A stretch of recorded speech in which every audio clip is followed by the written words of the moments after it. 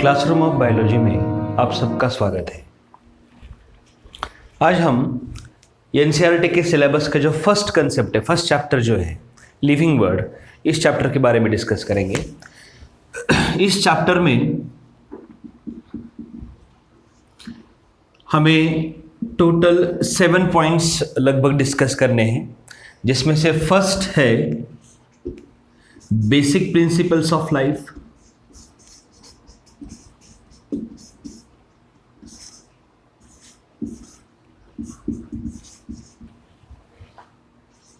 Second point है herbarium, third point है botanical garden,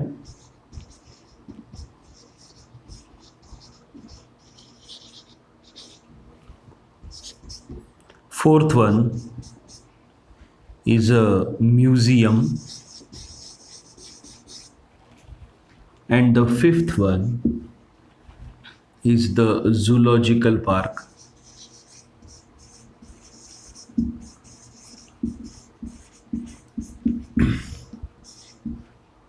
Biodiversity park.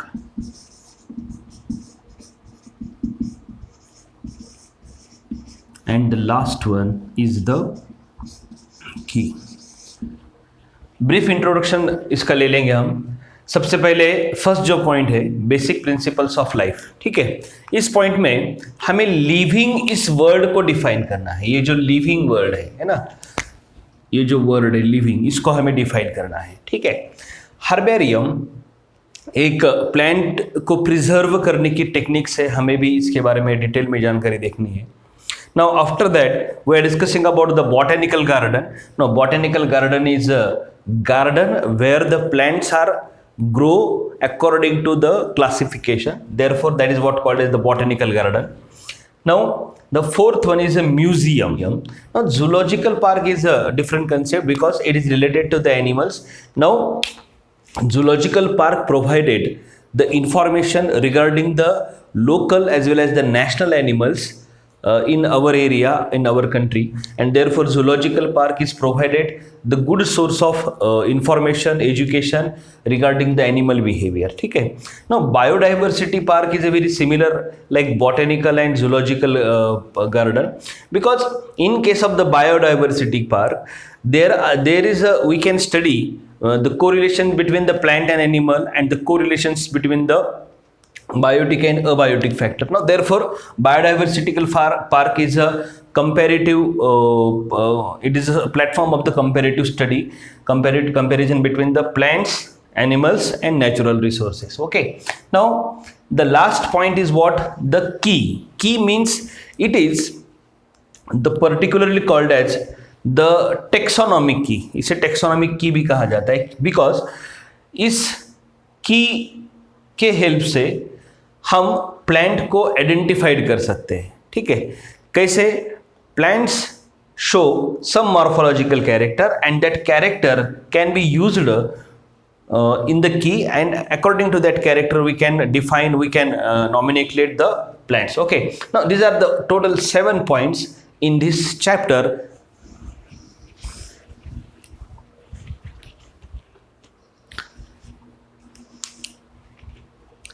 Firstly, we are discussing about the some definitions regarding our subject biology, ठीक है।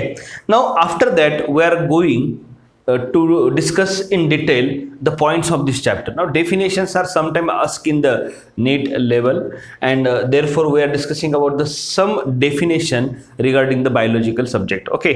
Now the first, now what is the biology?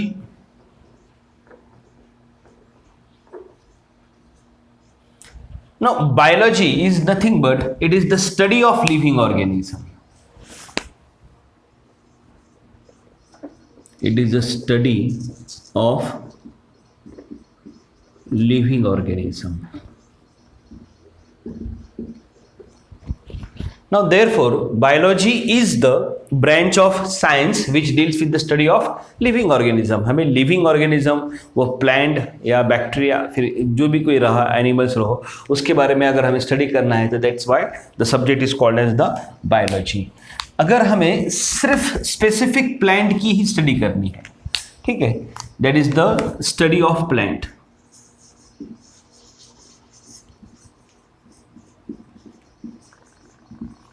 Now that subject is called as the botany. Now botany is what? Botany is the branch of biology which deals with the study of plants. Okay, now botany is the study of plants. Okay, like plants we can also the study of animals. Now what is that? The zoology. Now what is the zoology? Zoology is the study of animals. ठीक है, zoology is the branch of biology which deals with the study of animals. Like that, animals we are also study of microorganism. Now what was the branch? That branch is called as the microbiology.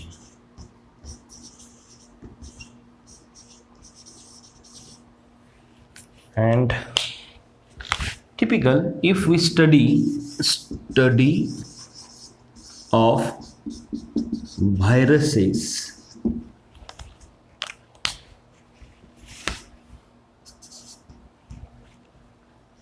study of viruses is called virology.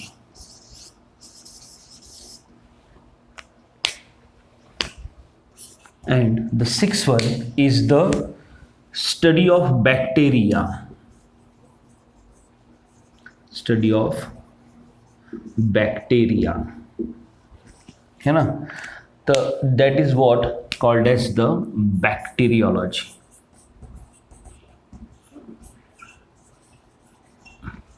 Now these are different branches of the biology. Okay, there are other branches, that is the study of cell. Okay, the study of cell, it's called cytology. अगर हम एक biological cell का अगर study कर रहे हैं, okay, the study of cell is what called as the cytology. Okay, now the study of tissue. Now tissue means what? Tissue means the group of cell. Okay, the study of tissue, it's called histology. It's called histology. Okay, the study of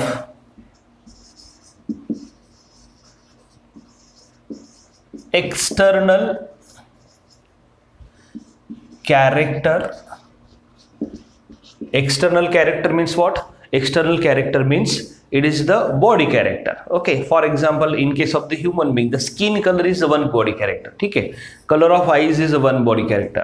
The color of hair is also the one body character. Okay, the study of external character, अगर plants में अगर हम क्या कहेंगे, फिर height of the plant is the one character. ठीक है, typical pattern of the leaf is the one character. Now that is the external character that can be seen easily by the naked eyes. That's why it is what called as the external character. The study of external character is called morphology.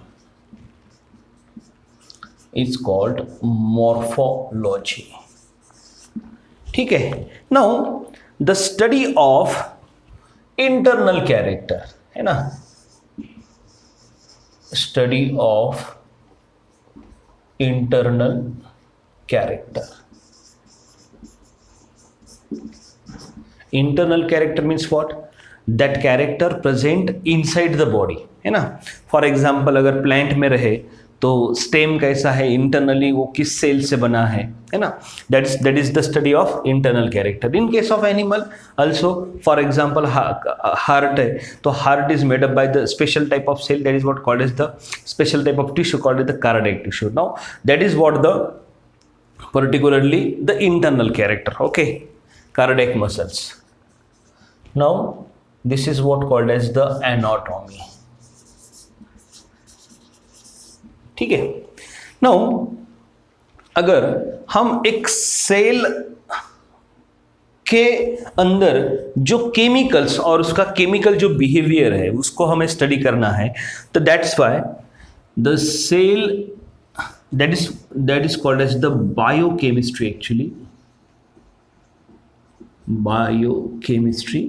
Now biochemistry is the branch of biology which deals with the study of different types of chemicals which present in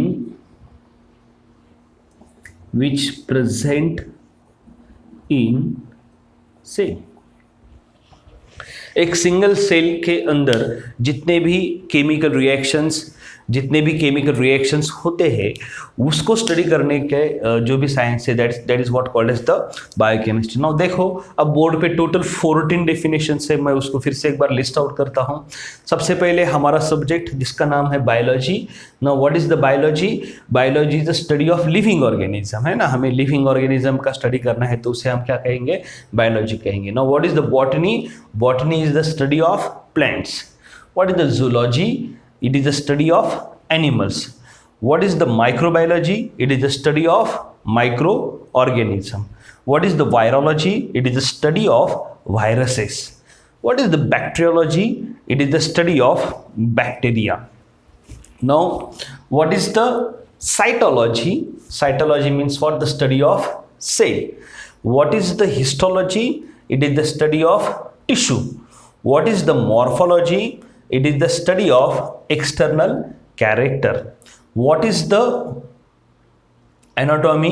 It is the study of internal character. And what is the biochemistry? That is the study of chemicals which is present in the cell. Now these are the 14 different branches of biology and are related to the biology that cover the different aspect. Okay, अब इसके अलावा और भी कुछ branches हैं. Now for example,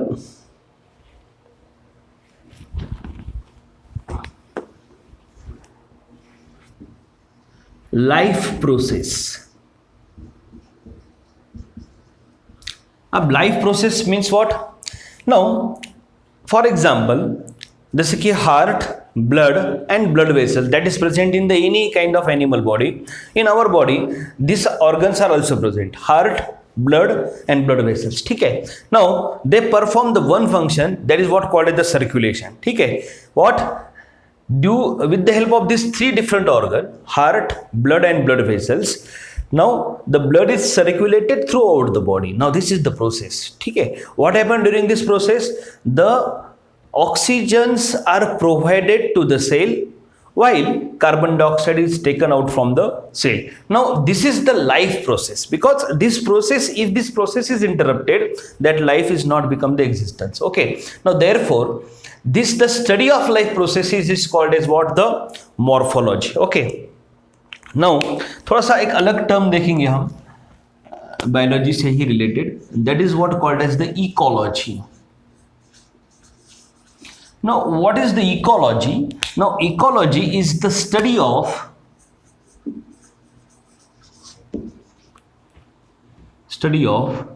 correlation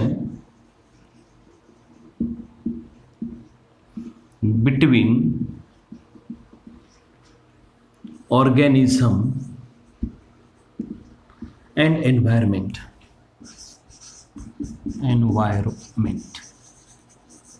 Now this is what called as the ecology. Now in this case particularly ecology हमें surrounding environment के बारे में इंफॉर्मेशन प्रोवाइड करता है।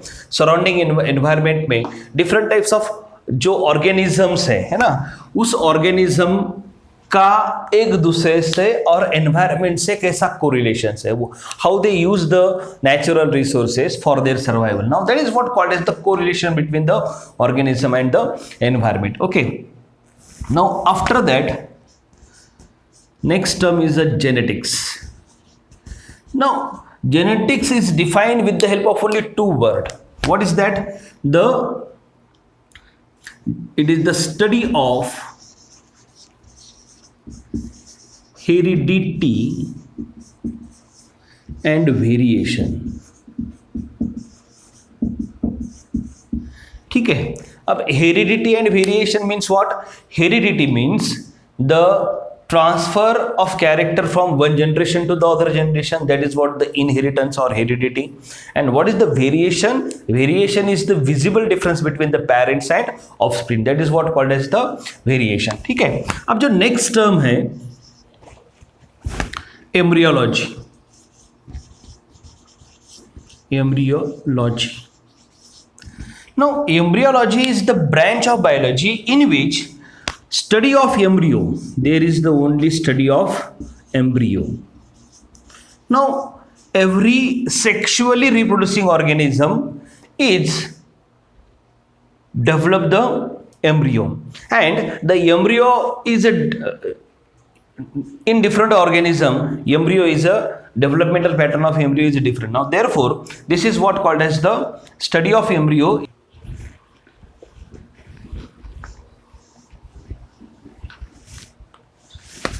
Phycology.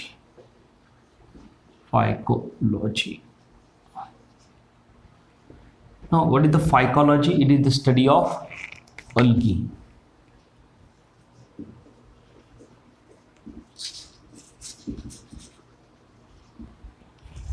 Second term, study of fungi.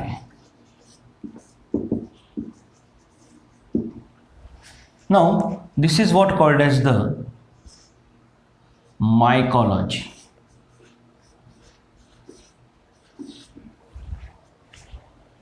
Now the study of bryophyte,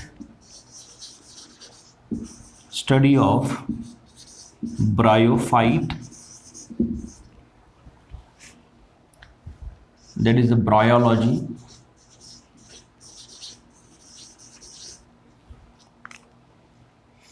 The study of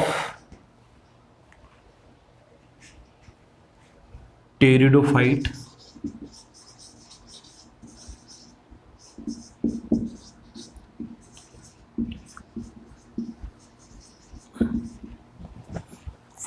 this is what called as the pteridiology. And the fifth one is the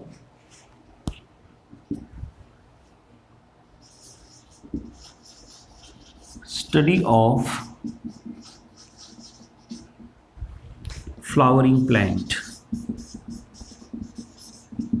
This is what the angiosperm.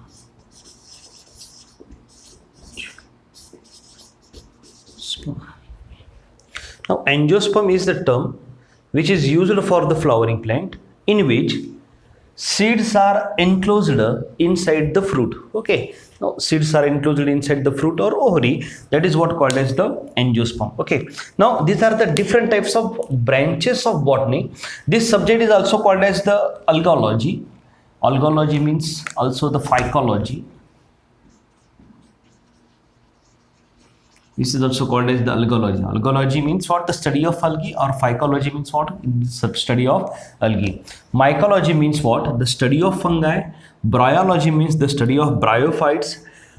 Study of pteridophytes is called as the pteridiology. And angiosperm is what? The study of flowering plant, in which seeds are enclosed inside the fruit. Now these are the different types of branches of botany. अब हम इस living इस word को define करेंगे. इस word को define करने के लिए हमें कुछ कैरेक्टर्स का हेल्प लेना पड़ेगा. जो सबसे पहला कैरेक्टर क्या है, तो वो है ग्रोथ. ठीक है, each and every living organism perform the growth. वो ग्रोथ करता है और ग्रोथ उसको मैच्योरिटी की तरफ उसको ले जाता है. ठीक है. नाउ सेकंड कैरेक्टर क्या है, तो reproduction. When the living organism reach to maturity, it perform the next function called as the reproduction. Now reproduction is the biological process in which every living organism can reproduce its own individual. Now that is what called as the reproduction. Now reproduction is the biological process. Okay, the third character is what called as the emergence. Emergence means what? The birth. Okay, now in this case every living organism emerge its individual and it continue to its races and its species. Okay, now the fourth character is very essential character because this character represent the metabolism. Now what is the metabolism? Metabolic भी एक biological process है जिसमें दो तरह के process आते हैं, एक है कैटाबॉलिक प्रोसेस और दूसरी है एनाबॉलिक प्रोसेस। हम अब ये कह सकते हैं कि catabolic and anabolic process are collectively called as the metabolic process. ठीक है, नाउ मेटाबॉलिज्म इन दो बायोकेमिकल प्रोसेस को रिप्रेजेंट करता है। कैसे? कैटाबॉलिक जो प्रोसेस है, इस प्रोसेस में सब्सटेंस, कोई भी सब्सटेंस ये ब्रेक होता है, therefore this is what called as the breaking up process. ठीक है, और इस प्रोसेस में एनर्जी रिलीज की जाती है। ठीक है, नाउ एनाबॉलिक ये कंस्ट्रक्टिव प्रोसेस है और इस प्रोसेस में कोई भी सब्सटेंस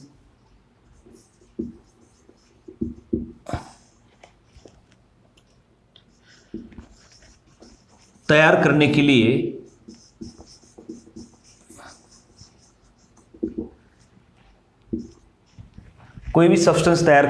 एनर्जी यूटिलाइज करता है। ठीक है, देयरफॉर हम ये कह सकते हैं कि catabolic process is the breaking process and energy releasing process, whereas the anabolic process is the constructive process, that is the energy dependent process, वो एनर्जी पे डिपेंड करता है। ठीक है, देखो बच्चों, अब ये कुछ कैरेक्टर, जैसे पहला कैरेक्टर क्या है, तो ग्रोथ है।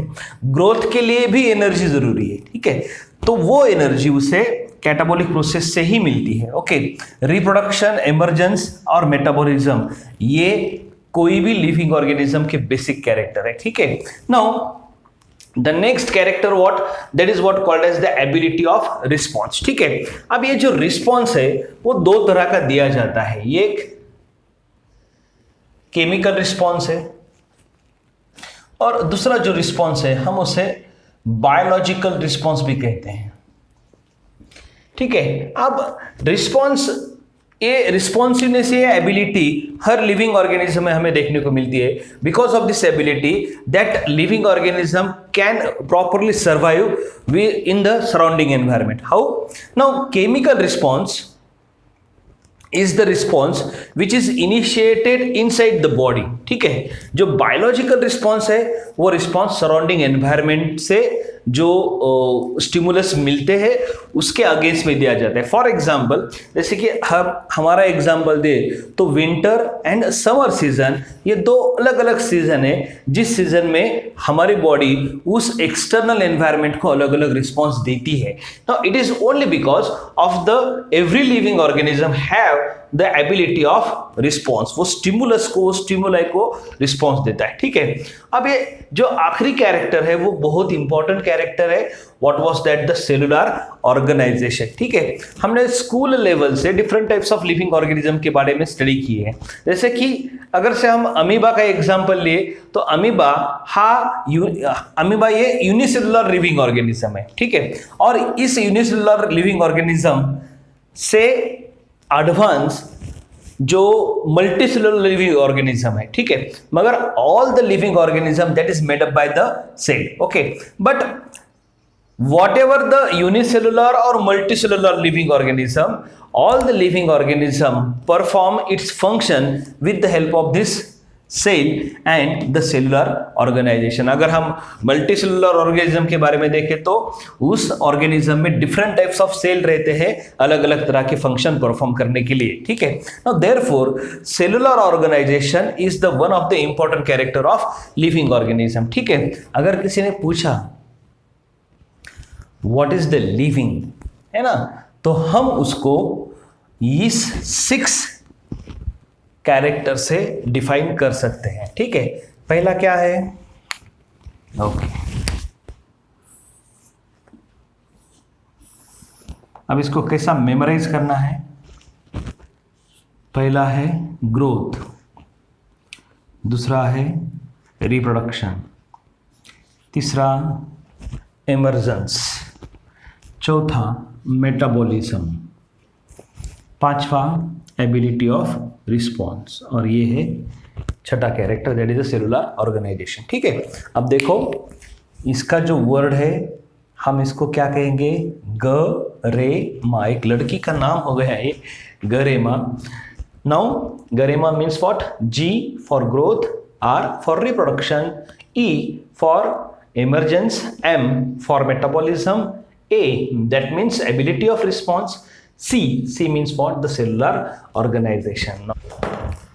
Why study of living organism is essential? ठीक है, now it is essential because of the living organism. अगर हमने हमारे सराउंडिंग देखा है तो we know that we have surrounded by the different types of living organism, जैसे कि different types of plants है, एनिमल्स भी है बहुत सारे। अगर हम वाइल्ड कंडीशन में गए तो हमें और भी तरह तरह के एनिमल्स देखने को मिलते हैं। ठीक है, now there are we surrounded with the help of the immense diversity of the different types of living organism. ठीक है, now the variety of this living organism are they live together, okay, they interact with each other, और उनका जो interaction है, उनका जो inter relationship है, वो भी हमें जानना बहुत जरूरी, बिकॉज डायरेक्टली और indirectly they are depends on each other.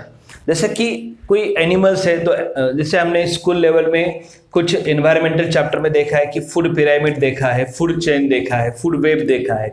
ठीक है, now this living organism they are lived together and they interact with each other with the help of the different types of factor. जैसे कि अगर से हम plants का example ले तो प्लांट्स के ऊपर डिपेंड रहने वाले different types of herbivorous animals है, और हर्बीवोरस पे depend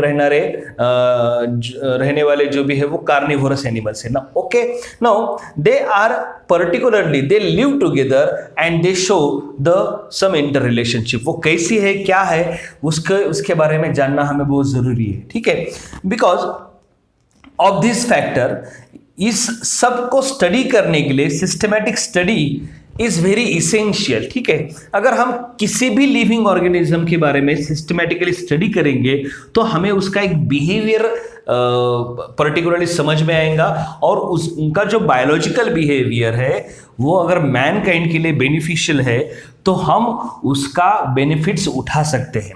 now this data means what, when we done the systematic study, for example if there is the one wild plant which give the which may be the good source of protein, अगर एक कोई wild plant रहे उसमें बहुत अच्छी तरह से protein है, अगर हमने उसको कल्टिवेटेड फॉर्म में अगर कन्वर्ट कर दिया है तो हम उसका बेनिफिट ले सकते हैं। ठीक है, ये बेनिफिट्स हमें एग्रीकल्चर लेवल और इंडस्ट्री लेवल पे ही मिलेगा। ठीक है, now therefore the systematic study is very essential in this case, है ना। तो इसके लिए सिस्टमैटिक स्टडी के लिए हमें टेक्सोनॉमिक एड्स की बहुत जरूरत पड़ेगी। ठीक है, टेक्सोनॉमिक एड्स किसे कहेंगे, फॉर एग्जांपल जो अब हमारे नेक्स्ट पॉइंट है इस चैप्टर के, जैसे कि हर्बेरिया, उसके बाद बॉटेनिकल गार्डन, उसके बाद बायोडाइवर्सिटी पार्क, जूलॉजिकल पार्क, जो की वगैरह जो है वो भी हमें इस सब में उसका जो स्टडी करने के लिए वो यूटिलाइज हो जाएंगे। ठीक है, now the question is what is that, the need of study. हमें लिविंग ऑर्गेनिज्म का ही स्टडी क्यों करना है, because there are the immense diversity surrounded around us. Okay, there are the variety of living organism, they live together, है ना। We need to understand their interrelationship, their biological behavior, और उनको understand करने के लिए हमें systematic study की ज़रूरत है, और इस systematic study का जो benefit हमें मिलेगा वो agriculture और industrial level पे मिल सकता है, और इसको study करने के लिए हमें कुछ taxonomic aids की ज़रूरत है, जैसे कि herbaria, botanical garden, zoological garden, biodiversity park, etc. What is the next point? That is what called as the herbarium. Herbarium ये जो word है, ये word सबसे पहले पिटॉन डे टोरेनफोर्ट, ये एक साइंटिस्ट है, इस साइंटिस्ट ने यूज किया herbarium। क्यों यूज किया? herbarium is the place where the dried plant material is stored according to classification. Now therefore this herbarium is very essential to study the immense diversity of the plant. ठीक है, अब ये herbarium कैसे तैयार करना है, उसका जो कि आर्ट है, उसके जो कि जो भी उसकी प्रोसीजर है, वो प्रोसीजर एक इटालियन टेक्सोनॉमिस्ट ने मॉनिटर किया है, that is what called as the Luca Ghini. Now this scientist perform is particularly called as the techniques of herbarium during the 1490 to 1556. ठीक है, now these scientists help how to develop the herbarium. now herbarium को तैयार करने के लिए एक standard procedure को follow करना पड़ता है. वो प्रोसीजर मैं आपको बताता हूं. What is the first, that is what the collection of plant. Collection of plant. अब जो प्लांट स्पेसिमन हमें जिसका हर्बेरियम बनाना है, उसको हमें सबसे पहले क्या करना पड़ेगा, कलेक्ट करना पड़ेगा. ठीक है, जैसे हमें पता है कि particularly plants, now suppose to be this is the plant.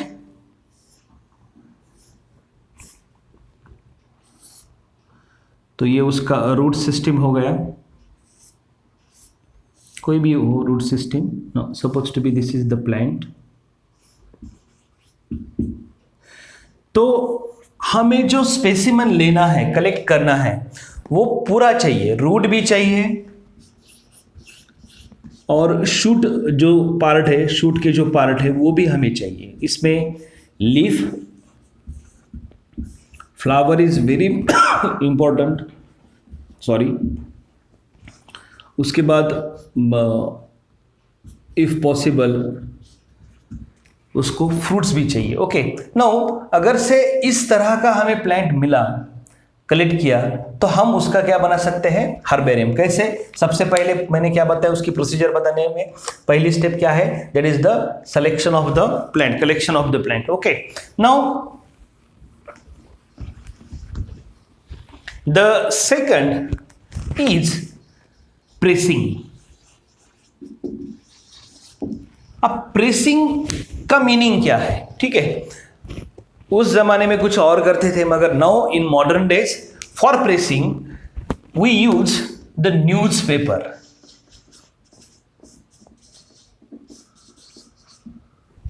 We use the newspaper.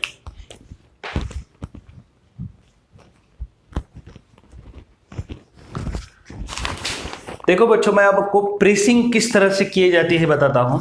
अब ये न्यूज़पेपर है, ठीक है, और ये है वो प्लांट, कोई भी प्लांट. अब ये तो एक प्लांट है, देखो मैंने इसमें क्या लिया है, पूरी तरह से है. इसमें लीफ है, एक छोटा सा फ्लावर भी है और पूरा रूट सिस्टम भी है. ओके, सबसे पहले हमें क्या करना पड़ेगा, ये जो उसकी जो सॉइल है, रूट की जो सॉइल है, वो मैक्सिमम अमाउंट में हमें हटानी है.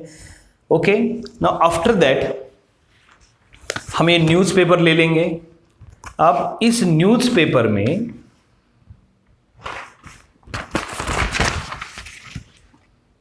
ओके, देखो, अब इस न्यूज़पेपर को हमें क्या करना है, इसको, इस प्लांट को इस पे स्प्रेड करना है. ठीक है, स्प्रेड कैसे करना है, इट इज लाइक दैट.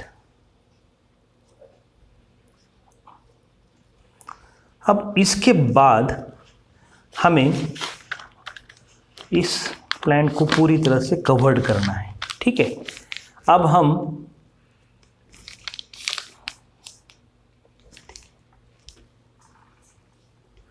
इस पे कोई हेवी चीज रख देंगे. अब ये तो मैंने प्लास्टिक का रख दिया है, मगर यहाँ पे प्लास्टिक का नहीं, तो कोई हेवी चीज उस पे रखनी पड़ेगी. बिकॉज इसका पर्पस क्या है कि अगर से वेट ज़्यादा रहा तो वो इस प्लांट को प्रॉपरली प्रेस करेगा एंड न्यूज़पेपर जो है इस प्लांट में से maximum amount of absorption of water करेगा. जो भी इस प्लांट में वाटर कंटेंट है वो पूरी तरह से एब्जॉर्ब हो जाएगा. ठीक है, now after that what happen,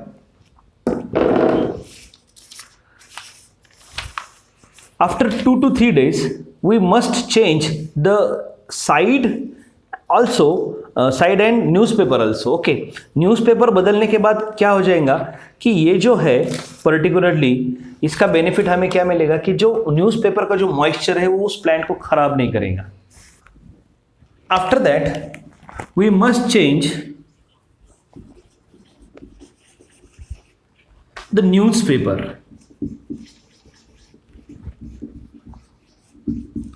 जो न्यूज़पेपर है हमें दो तीन दिन के बाद चेंज करना है, after 2 to 3 days।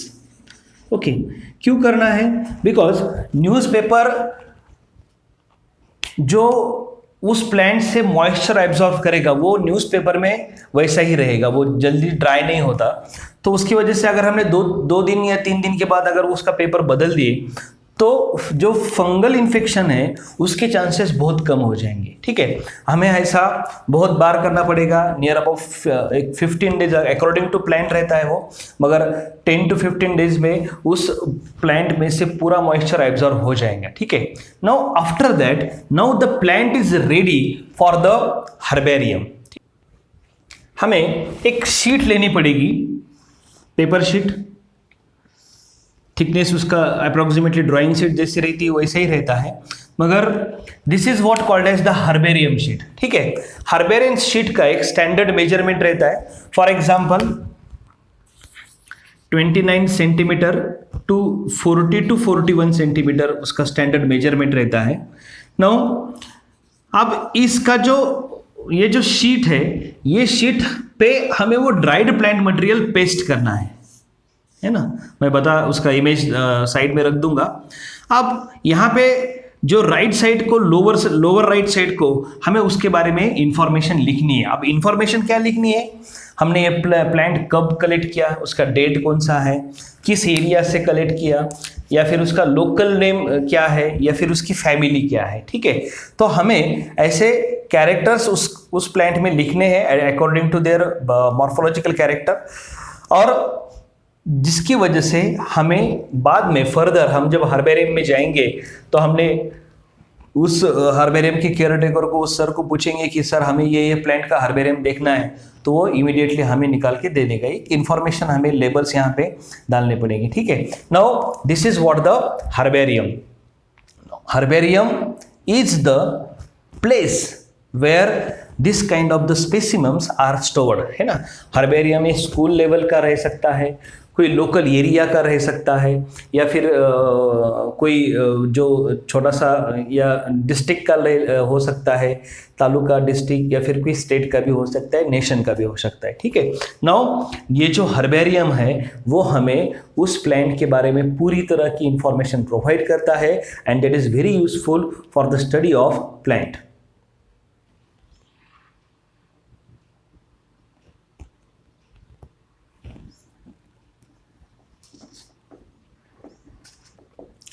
Botanical garden. Botanical garden किसे कहेंगे?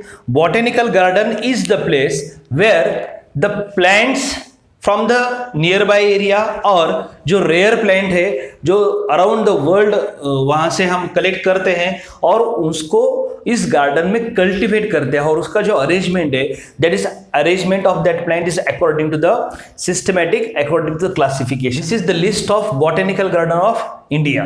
ठीक है, जो पहला है वो है इंडियन बॉटेनिकल गार्डन कोलकाता, दूसरा है लॉलाइट्स बॉटेनिकल गार्डन दार्जिलिंग, तीसरा नेशनल बॉटेनिकल गार्डन लखनऊ, चौथा botanical garden of the forest research institute Dehradun, उसके बाद government botanical garden Ootacamund, state botanical garden Lalbagh Mysore, और जो सातवां है वो है बॉटेनिकल गार्डन सहारनपुर।